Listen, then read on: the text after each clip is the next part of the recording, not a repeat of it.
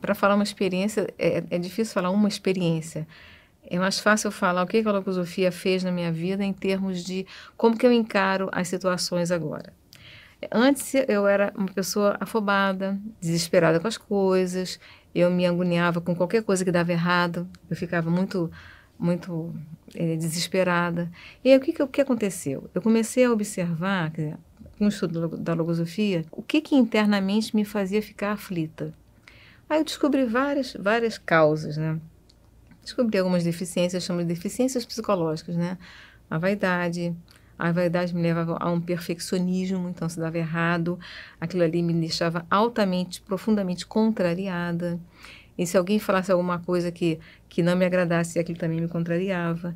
Então eu fui, aos poucos, eu fui me colocando de uma forma mais suave, até com relação a essa questão da mulher, muito interessante, porque a gente está numa cultura onde homem é de um jeito, mulher é de outro, ok, e as mulheres estão querendo conquistar um espaço para mostrar que elas são competentes, mas de que maneira? Então, e eu era um pouco assim, eu queria mostrar que eu era capaz, não sei o quê. Então, o que foi acontecendo comigo, né, eu fui observando que, da maneira como eu estava atuando, não estava dando certo, nem para mim, nem para o outro. Então eu comecei a suavizar a minha forma, eu comecei a ser mais doce e comecei a atuar com mais lógica, porque eu fui começando a pensar melhor. Eu não parava para refletir, né? Eu pensava mais ou menos, eu queria logo fazer. E aí eu comecei a ver que quando eu tenho argumentos sólidos, quando apresento a minha ideia com uma lógica sequencial, bem embasada, e de uma maneira suave, eu era muito mais bem recebida.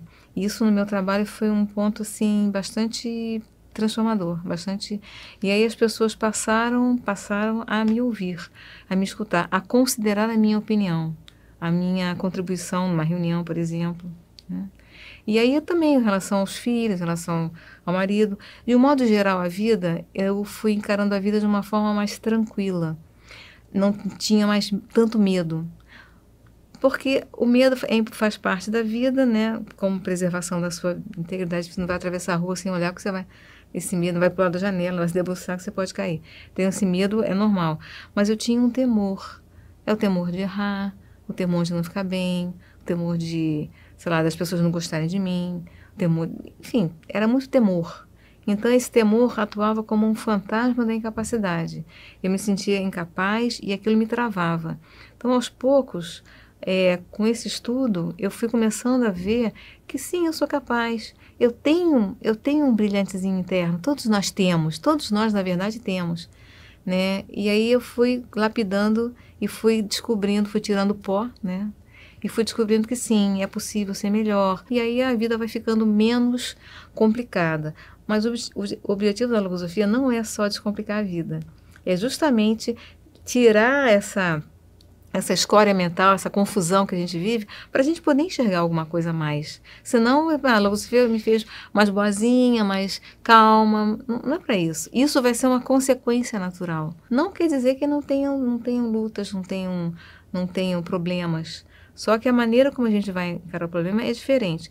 E eu costumo dizer de brincadeira que se serve de consolo quando a situação está muito difícil, sinal que a gente está crescendo. Porque Deus, as leis universais não colocariam uma situação tão difícil para você se você não tivesse condição de enfrentar, né? Aquela história.